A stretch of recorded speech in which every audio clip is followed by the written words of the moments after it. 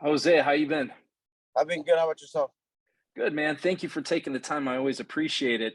Um, coming into this, fight, it's crazy that it's been nearly 6 years ago where you had a serious trauma of getting shot. When you look back on that experience, how crazy was that process and how much of an impact has that had on your life? I mean, everything in life happens for a reason. Everything, you just have to you learn from your mistakes. It had a the thing I see that it opened my eyes more and made me mature more. Everything in life happens for a reason, and I wouldn't take it back because I learned a lot from that and just made me a stronger person in life and in general. I feel right now it's not taking me back, taking back at all. I'm focused, I'm ready, and I don't even think about it. To be honest with you, I'm just focused on what I have to do and what has to be done. Obviously, there was physical damage that had happened. Considering that was nearly 6 years ago, how does your leg feel now, having recuperated through that, and what's the difference from then to now? I was never the doctor told me I was never supposed to walk again. But with your mind is very powerful. If you want it, what are you doing? Your mind is very powerful. Anything you want to do, you can get done. So I feel like right now I don't think about it. We've been doing a lot of therapy. I'm sorry about that. A lot of therapy, and then my leg feels good. I've been working on different things I didn't work on before, and I'm ready. I'm ready to get the show on the road, bro. I'm ready. I'm pumped. I feel strong, really fucking strong. And I'm just ready to go.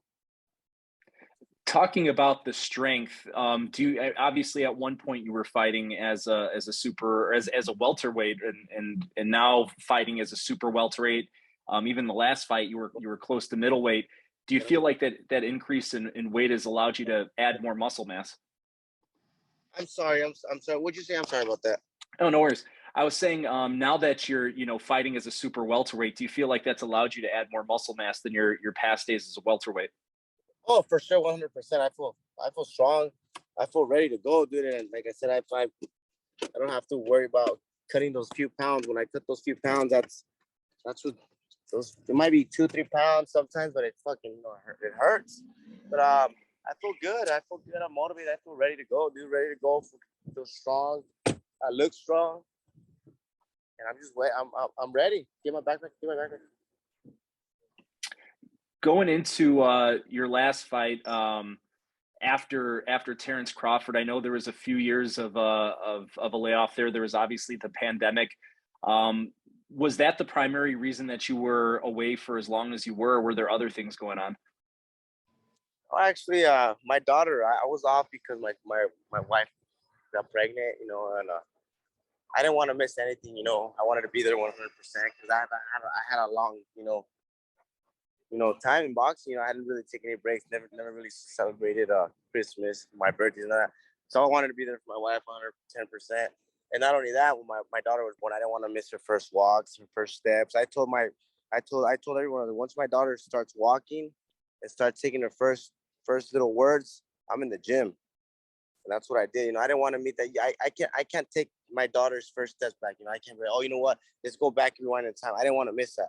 Boxing is always going to be here. But my What daughter's first steps are going to come back, so what year is she born in? she was born last year. Oh, She's wow. wild, dude. She's Yeah. wild.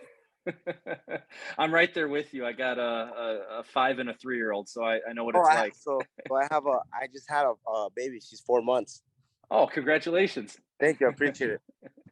So I'm a, kind of, yeah, I'm keep a going. dad. I have nothing but girls. I have a 10-year-old. I have a 4-year-old. I mean, a 2-year-old, and I have a 4-month-old.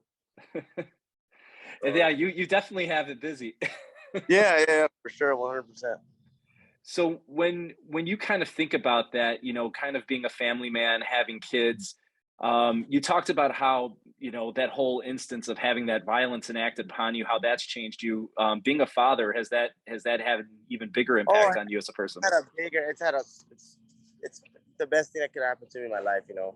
I live for my daughters, my family, my wife, my kids.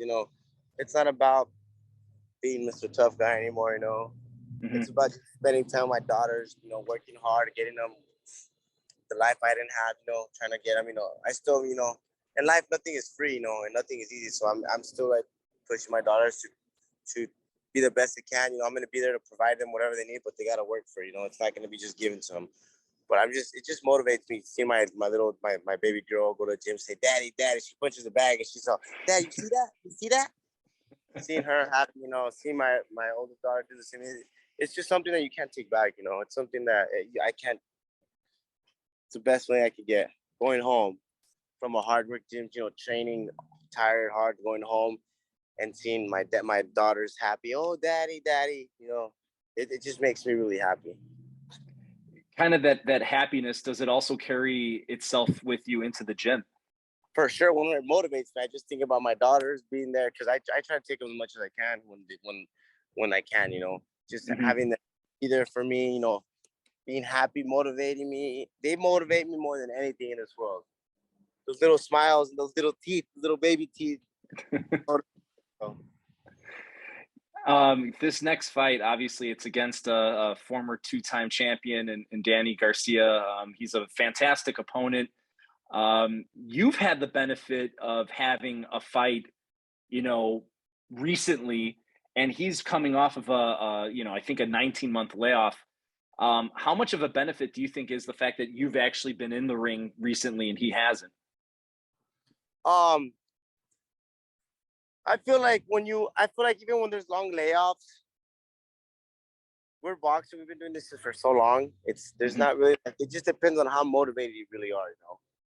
I feel like my last fight, I've always motivated for all of my fights, but the last fight I was just trying to, since I got to that bigger weight, I just wanted to fucking tear this guy apart and just focus on my power.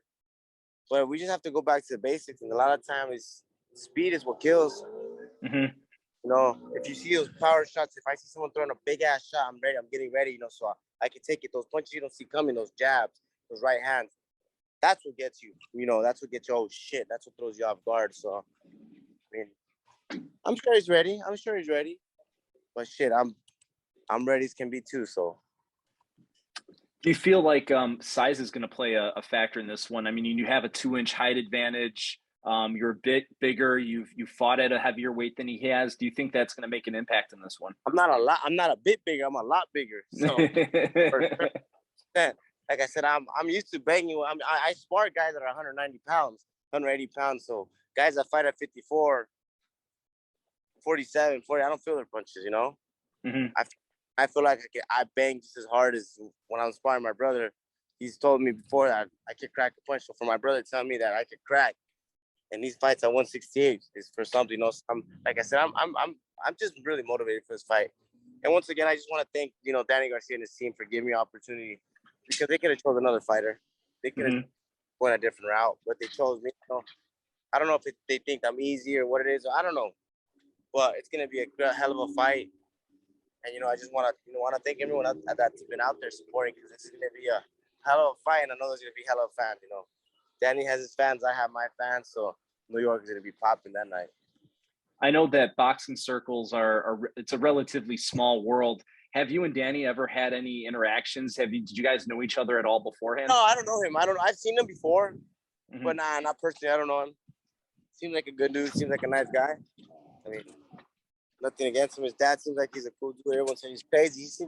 I feel like we're all crazy, We're all crazy in some way or somehow, Sometimes I, get crazy. I'm pretty sure you get crazy too, even though you got a good smile on there. I know you. That's what they say about smiles. They cover things up. So maybe you have something there. It's always the quiet guys you got to worry about. Remember, who's a quiet, I don't always got to worry about. I know you got other interviews lined up, so I'm just going to ask you one or two more here.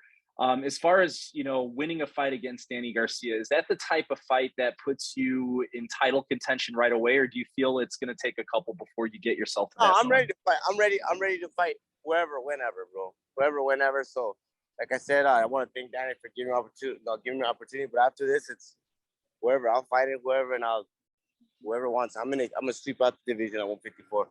I want Charlo too. So when you say that, obviously he's champion at super welter. Would you ever consider fighting at middle if needed? I'll go to whatever way. Don't matter to me. I'm a big dude. I'm almost 6'1". So I mean, I feel like I have the potential to fight anyone. You know, I'm not scared of anyone. I don't duck or dodge no one. So no doubt about it. Jose, you're a tough dude, and I can't wait to see you in there on July 30th. Thank you so much for the time, man. I appreciate it. thank you, man. I appreciate it.